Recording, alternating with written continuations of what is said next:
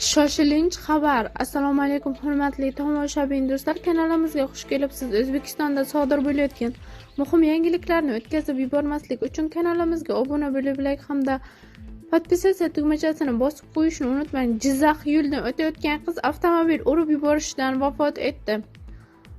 Jizzaxda yo'ldan o'tayotgan voyaga yetmagan qiz katta tezlikda kelayotgan avtomobil urib yuborishidan vafot etdi. Ijtimoiy tarmoqlarda holat aks etgan video tarqalgach, Jizzax viloyati YHBXB matbuot xizmati ushbu YTH 2025-yil 7-dekabr kuni Jizzax shahrida sodir bo'lganini ma'lum qildi. Tarqalgan videoda yo'lni piyodalar o'tish joyidan kesib o'tayotgan ikki qizdan birini katta tezlikda kelgan avtomobil urib o'chirib yuborgani aks etgan.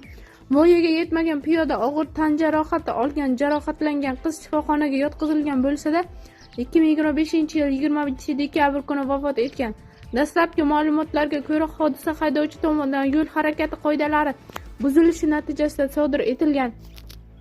Mazkur holat yuzasidan Jinoyat kodeksining 2066-moddasi 2-qismi transport vositalari harakati yoki ulardan foydalanish xavfsizligi qoidalarini buzish odam o'lishiga sabab bo'lishidan bilan jinoyat ishi qo'zg'atilgan. Ushbu moddaga ko'ra aybdor shaxs muayyan huquqdan mahrum qilib 7 yilgacha ozodlikdan mahrum qilish bilan jazolanishi mumkin.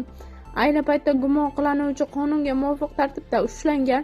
Jinoyat ishi bo'yicha dastlabki tergov harakatlari olib borilmoqda, deyiladi xabarda.